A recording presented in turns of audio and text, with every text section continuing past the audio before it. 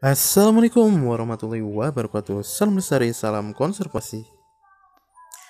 Pada video ini kita akan bahas mengenai sistem navigasi dari parasitoid, di mana dalam proses penemuan inang oleh parasitoid merupakan sebuah proses yang sangat kompleks dan juga sangat rumit, di mana proses itu perbedaannya tergantung dari jarak inang, apakah jarak jauh atau jarak dekat. Proses perilaku pencarian inang pada parasitoid dapat dikategorikan menjadi dua, yaitu proses penemuan habitat inang atau host habitat finding, di mana merupakan proses pencarian habitat inang. Kemudian yang selanjutnya adalah host location, yang merupakan proses pencarian inang dalam habitat inang. Nah, proses penemuan inang pada jarak yang panjang selalu ditentukan oleh chemical atau senyawa kimia, baik itu berupa kairomon atau juga sinomon, yang secara umum berasal dari yang pertama bisa diproduksi oleh inang itu sendiri, yang berupa kotoran inang, kemudian juga senyawa yang keluar selama ganti kulit, selama proses makan, dan juga feromon agregasi atau juga bisa berupa kairomon.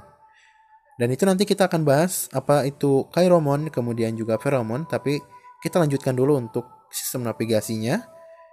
Kemudian untuk tanaman di mana inangnya menyerang berupa sinomon untuk parasitoid, dan yang kemungkinan ketiga berasal dari interaksi antar inang dan tanaman inang seperti kerusakan selama proses makan inang yang berupa sinomon pada parasitoid. Kemudian senyawa kimia sangat menentukan dapat tidaknya parasitoid mengidentifikasi arah di mana inang itu berada. Nah, senyawa kimia yang diproduksi oleh inang kemungkinan merupakan pheromone seks atau senyawa kimia yang diproduksi ketika proses makan atau perkembangan inang. Nah, pada berbagai kasus, vision sangat penting dalam penemuan inang jarak jauh. Jadi untuk penglihatan ini digunakan untuk posisi daripada inang. Kemudian daun-daun yang terserang inang menunjukkan kenampakan yang berbeda dalam warna dan bentuk dengan daun yang tidak terserang inang, sehingga memberikan pengaruh ketertarikan yang berbeda dari parasitoid yang menyerang inang kemudian memakan daun. Nah, suara yang dikeluarkan oleh inang kadang-kadang juga menjadi penyebab ketertarikan parasitoid, seperti lalat parasitoid yang menggunakan mating call dan dari jangkrik dan juga cicada inangnya. Nah, proses dari penemuan inang dalam jarak pendek oleh parasitoid sangat ditentukan oleh senyawa kimia tertentu yang memberitahukan kepada parasitoid itu bahwa inangnya sudah dekat, yang membuat parasitoid semakin mengintensifkan pencarian pada area tertentu. Senyawa kimia ini sering dinamakan juga arestin, di mana untuk arestin ini berupa senyawa kimia yang kurang volatil dibandingkan dengan senyawa atraktan. Senyawa ini sering diproduksi inang ketika dalam proses makan atau peletakan telur. Dimaksud kurang volatil ini menguapnya lebih lambat dibandingkan dengan senyawa-senyawa atraktan. Senyawa atraktan ini sudah kita pernah bahas pada pengendalian kimiawi, yaitu yang sifatnya sebagai penarik. Kemudian keseluruhan proses penemuan inang oleh parasitoid dan juga senyawa kimia yang terlibat sangatlah jarang dipelajari. Salah satu studi penemuan inang oleh parasitoid yang sudah begitu kompleks dipelajari adalah studi bagaimana Trichogama menemukan inang. Jadi nanti kita akan belajar bagaimana Trichogama itu menemukan inangnya. Nah, ketika inang sudah ditemukan, beberapa senyawa kimia dan tanda-tanda fisik akan memacu parasitoid untuk meletakkan telurnya. Yang kemudian proses peletakan telur ini kita sebut juga sebagai oviposisi. Telur dapat diletakkan dalam hitungan detik seperti pada Ichneumoniid yang menyerang larva Lepidoptera, atau juga bisa membutuhkan waktu yang cukup lama, memakan waktu beberapa jam, seperti dalam kasus parasitoid pupa. Parasitoid membutuhkan beberapa waktu untuk drilling atau pengeboran permukaan pupa yang sangat keras. Dan untuk ektoparasitoid umumnya membunuh inang terlebih dahulu dengan menggunakan venom atau racun sebelum dapat melakukan oviposisi untuk mencegah inang itu menyingkirkan telurnya yang diletakkan pada permukaan tubuh si inang. Hal ini juga membantu melindungi larva parasitoid yang memakan permukaan tubuh inang.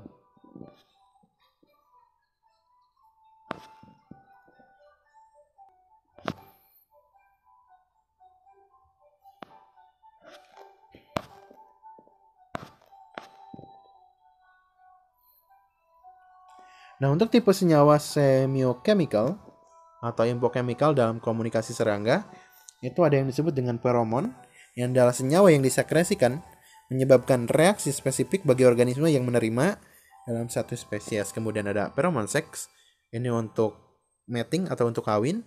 Kemudian agregasi untuk berkumpul. Kemudian alarm ini untuk peringatan atau penolakan atau menyingkirkan serangga lain. Jadi agregasi ini untuk berkumpul atau untuk makan.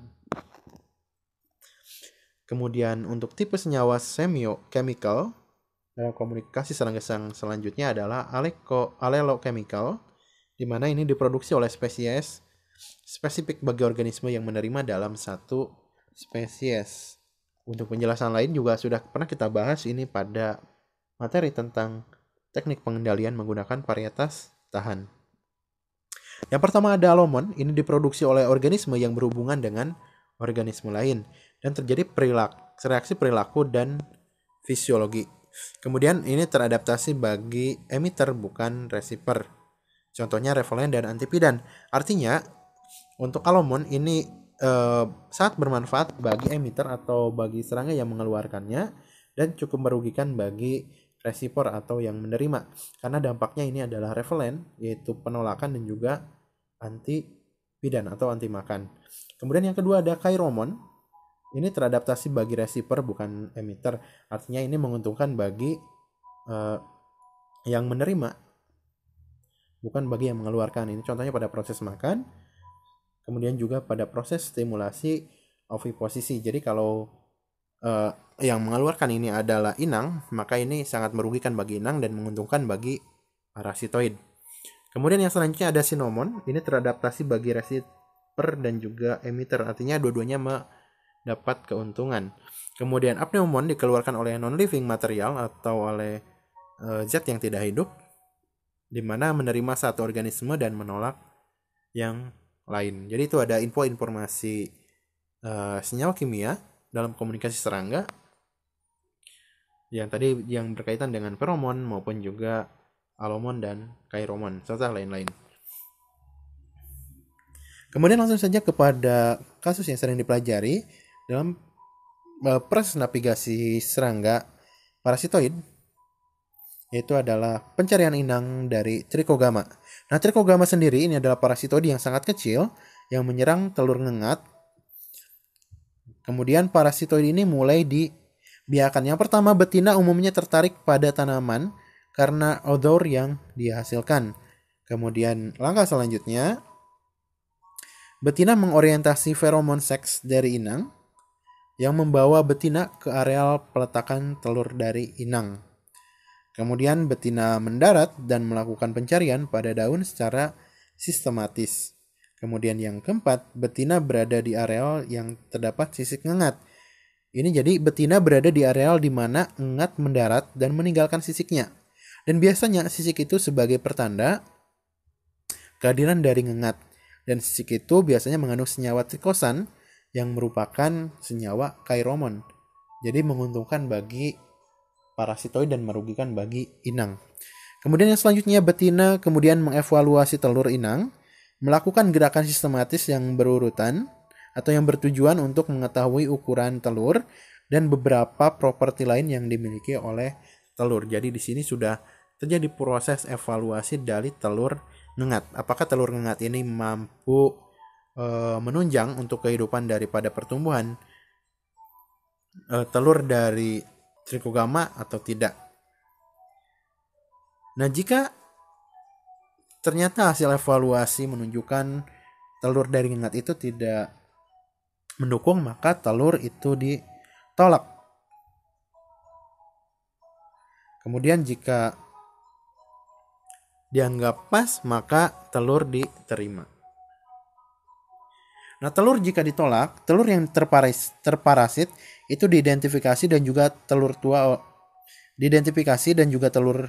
tua oleh senyawa penanda parasitoid. Kemudian telur-telur tua oleh senyawa penanda yang berasal dari venom parasitoid itu bisa dikenali.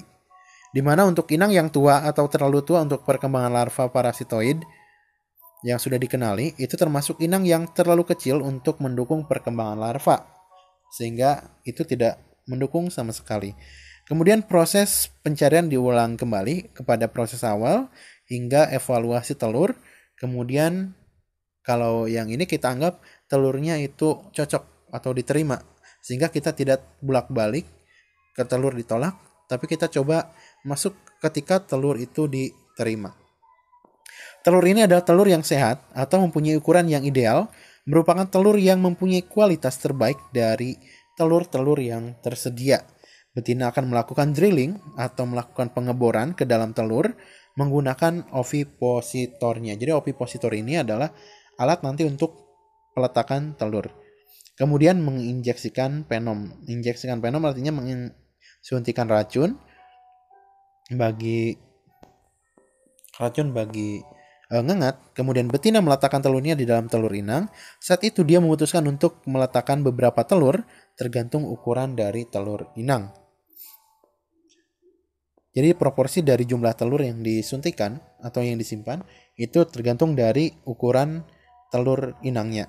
Kemudian betina memutuskan sekrasio dengan mengontrol keluarnya sperma dari spermatesnya. Kemudian betina mengontrol jumlah jantan yang unfertil dan juga betina yang fertil. Kemudian setelah betina meletakkan telur, maka dia akan meninggalkan tanda. Larva akan berkembang dan menjadi pupa dalam telur inang. Jantan akan muncul terlebih dahulu, kemudian kawin dengan betina ketika mereka muncul. Jadi di sini menunjukkan bahwa untuk triklogama yang jantan, perkembangan dari larvanya, itu yang jantan akan keluar terlebih dahulu dan menunggu si betina itu keluar. Setelah itu kemudian terjadi proses kawin dan kembali ke siklus awal, di mana untuk tadi untuk larva yang sudah berkembang menjadi stadia dewasa, yang betina itu kemudian akan mencari telur untuk peletakan telurnya. Jadi siklusnya seperti itu. Kemudian untuk parasitik itu ada dari Hymenoptera. Ini dari subordo Symphyta, kemudian subordo Aprosita, kemudian juga ordo-ordo yang lain. Oke, itu penjelasan mengenai parasitoid dan kita akan berjumpa lagi untuk pembahasan tentang patogen serangga dan juga patogen pada tanaman. Assalamualaikum warahmatullahi wabarakatuh. Salam lestari, salam konservasi.